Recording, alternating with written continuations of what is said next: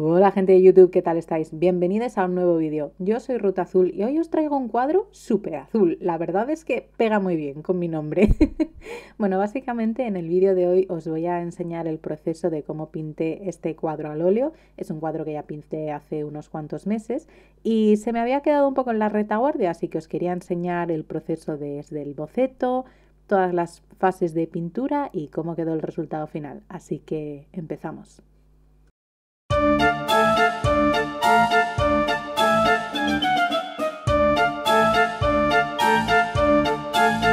Bueno, como ya os comenté, este va a ser un vídeo con el proceso de cómo pinté un cuadro al óleo.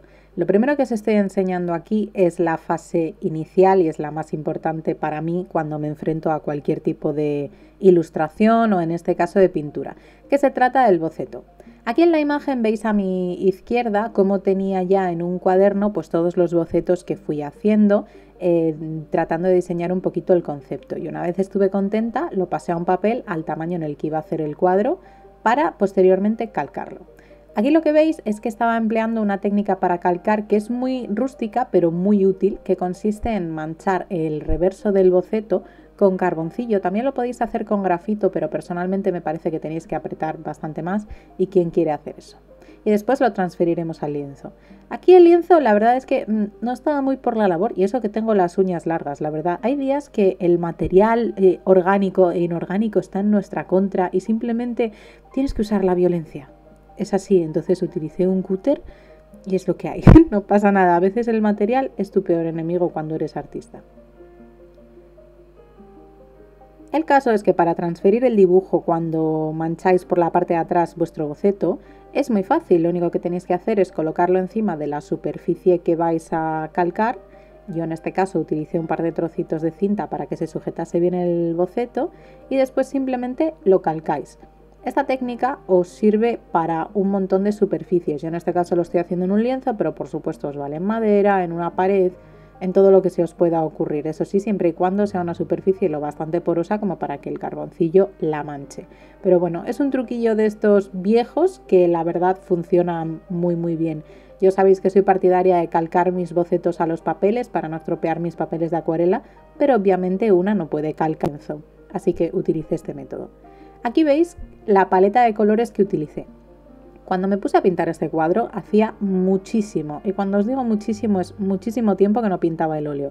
Tanto es así que de hecho no me acuerdo de la vez anterior que utilicé esta técnica. Así que no me quería complicar en exceso la vida, y una cosa que hice para, digamos, simplificar un poquito mi trabajo fue elegir una paleta monocromática. Utilicé tonos azules, como ya visteis al principio y como os comenté. De esta manera me daba la paleta justa para hacer un claroscuro. ¿Qué es un claroscuro? Pues lo que suena, es una representación de luces y sombras de una imagen. En este caso sí que quería que tuviera un cromatismo, que tuviera un color, pero la verdad es que no me interesaba perderme mucho en tonalidades. Cuando hice este cuadro, realmente yo lo estaba haciendo porque me quería un poco reencontrar con esta técnica. Cuando estaba en Bellas Artes pinté un montón con óleo, es una de las técnicas más principales que se utilizan en la carrera, y en las asignaturas de pintura se utiliza prácticamente de manera única y exclusiva. Pero desde que terminé la carrera yo me he dedicado a otros asuntos que poco tienen que ver con la pintura de caballete. Entonces de vez en cuando te entra esa nostalgia de Bellas Artes y dices tú, yo hace mucho que no pinto. Así que tenía simplemente eso, ganas de pintar y un poquito de nostalgia cuando me puse con este cuadro, así que no necesariamente quería hacer algo complicado. Por eso elegí un retrato, que es algo que a mí me sale de manera bastante mecánica, por así decirlo, no porque me salgan súper bien y sea mejor que nadie, sino porque es algo que estoy acostumbrada a pintar, me resultaría más difícil o menos entretenido hacer un paisaje. Y la gama cromática limitada pues también te ayuda a no tener que perderte tanto en los detalles de si elijo esta o aquella tonalidad, sino que simplemente te enfocas en buscar un buen contraste y una buena imagen que defina bien lo que querías pintar. Las fases que seguí para pintar este cuadro básicamente consisten un poquito en las capas más comunes, diría yo, que se utilizan para pintar en óleo. Como visteis al principio de los clips del pintado, empecé con unas capas con el óleo bastante diluido. Estaba utilizando aguarrás para diluir, porque este es un cuadro pues bien sencillito, no tenía muchas pretensiones con él y no me quería poner a comprar ningún tipo de medium disolvente estupendo y divino porque tenía guarras en casa. Es un disolvente pues tan válido como cualquier otro.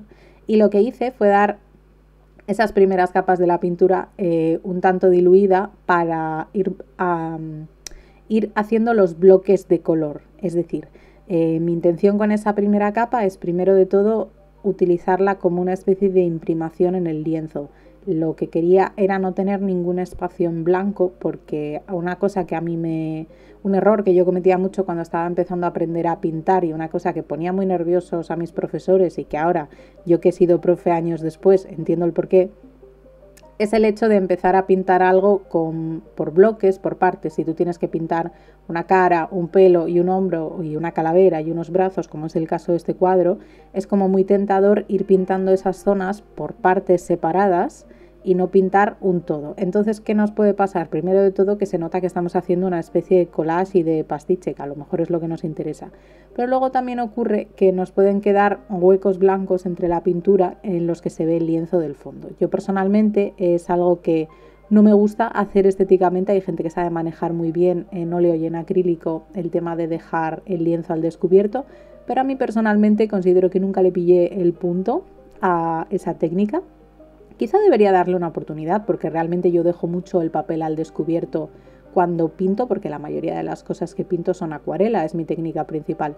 Pero bueno, digamos que cuando utilizo una técnica que me es un poquito ajena o que hace mucho que no uso, con la que no me siento tan cómoda, la verdad es que suelo tender a ser un poquito más tradicional o por lo menos tirar de técnicas que ya conozco, por así decirlo. No me pongo tan inventiva porque al final si voy a pintar un óleo cada año o cada 2 años, pues la verdad es que no me da lugar a inventar la rueda. Al final, cuando tengo ganas de pintar en óleo o en acrílico, es sobre todo porque me apetece utilizar una pintura un poco más espesa, es más por la sensación táctil de cómo está una mientras está pintando que por el hecho en sí del resultado final, al menos en mi caso, con esta técnica. ¿Por dónde iba? Esta vez estoy otra vez haciéndoos un vídeo sin guión. Me está gustando bastante hablaros así de manera más distendida, pero sí que es verdad que de vez en cuando se me puede ir un poquito el tema. Por ahí me veis utilizando el móvil de vez en cuando, y es que todo este proceso que estaba haciendo el cuadro me dediqué también a grabar TikToks y grabar procesos, porque ya sabéis que artistas esclavos de las redes sociales, @ayuda. Bueno, pues después de dar esas capas iniciales con el óleo más transparente y de establecer ya todos los colores y sobre todo una cosa que me interesaba mucho establecer era dónde estaban las sombras más importantes y las luces más importantes, lo que fui haciendo es dando cada vez capas con la pintura menos diluida y más espesa. Este cuadro lo pinté en una semana sin pintar todos los días de ella. Me parece que pinté 4 o 5 días y dejé un par de ellos de descanso entre medias de los 2 últimos días de pintado. Y esto lo hice porque a mí personalmente no me gusta mucho pintar con el óleo muy fresco. Me gusta pintar con el fresco durante la sesión en la que estoy pintando, pero una vez doy por acabado el día, la verdad es que me gusta bastante dejarlo secar al menos un poco para la próxima vez que me ponga a pintar tener una superficie un poquito más receptiva a darle un brochazo con bastante cantidad de pintura, por así decirlo, y que no se me mezcle todo. Y después el proceso continúa siendo así, es decir, iba dejando secar esas capas previamente más finas y cada vez haciéndolas un poquito más espesas y utilizando también pinceles cada vez más pequeños. A mí una cosa que no me gusta nada es estar pintando una superficie grande y utilizar un pincel muy chiquitito, que yo creo que este es un error muy común que cometen, yo creo que todos los principiantes que yo he visto, yo incluida, cometemos ese error de utilizar pinceles súper chiquititos y la gente me comenta que es porque da miedo a estropearlo o da miedo a no tener precisión.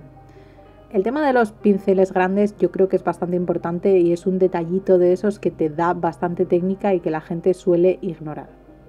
Si tú estás utilizando un pincel grande para una superficie grande, no solo ahorras tiempo, también vas cogiendo precisión. Cuanto más practiques con una herramienta más grande para pintar, más precisión vas a ir teniendo porque va a llegar un punto en el que por no cambiar de pincel, por no mezclar de nuevo con otra herramienta, vas a verte obligada a hacer detalles más pequeños y vas a verte obligada a hacer brochazos con más precisión. Si siempre estás utilizando un pincel muy pequeño, lo que te va a pasar es que te vas a perder en los detalles, en las minucias y en las cosas más chiquititas, y eso está muy bien, pero está muy bien cuando tú ya tienes una obra casi terminada. Los detalles al principio no es posible añadirlos, no te sirve de nada. Además, sobre todo en una técnica como el óleo, que por su propia naturaleza vas cubriendo capa sobre capa lo que pintaste anteriormente. Entonces siempre os recomiendo, ya que este vídeo es un poquito con mi proceso artístico, pues os repito una cosa que repito mucho a la gente a la que intento ayudar a pintar, tanto en redes como en clases, y es que por favor utilizad pinceles del tamaño adecuado. Yo soy pereza y sé que soy muy pesada, pero de verdad que os ahorrará muchos dolores de cabeza y os hará mejores pintores. Luego aquí ya veis que cuando estaba refinando los detalles de la cara, sobre todo la línea de las pestañas o los agujeritos de la nariz, los dientes, pues por supuesto ya utilicé un pincel más pequeño, porque una cosa es tener precisión y otra cosa es hacer lo imposible. Evidentemente no voy a usar una brocha gorda para esta parte del proceso. La verdad es que disfruté mucho pintando este cuadro, lo hice durante unos días que estuve entre comillas de vacaciones con mi familia, y la verdad es que me resultó súper agradable poderme tomar un tiempo para salir de lo que era en ese entonces, porque ya os digo que este cuadro lo pinté hace meses, pero lo que era entonces mi rutina, hacer algo diferente. Sí que el concepto en sí no es algo que se salga mucho de las cosas que yo suelo pintar con otras técnicas, pero desde luego me gustó mucho la experiencia de volver a pintar con algo distinto. Y esto es algo que intento hacer lo más a menudo posible, utilizar materiales pues que a lo mejor no son tan de mi día a día, para utilizarlos pues en el cuaderno de bocetos o para hacer cosas como esta. Es una lástima que muchas veces no nos dé tiempo a hacer cosas como esta, porque yo pienso que en gran parte está muy bien especializarnos en técnicas o en temáticas o en estilos de dibujo o de pintura, pero a la vez de la variedad sale gran parte del conocimiento. Yo siempre seré una gran defensora de que no necesitas hacer bellas artes para ser un artista, porque no es una cosa que tú requieras una titulación para dedicarte a estas cosas y mucho menos para ser bueno o buena en ello, pero sí que es cierto que a mí personalmente esa carrera me ayudó mucho por el mero hecho de que probamos muchas cosas ahí. Fue lo más enriquecedor para mí, el hecho de probar tantísimas técnicas.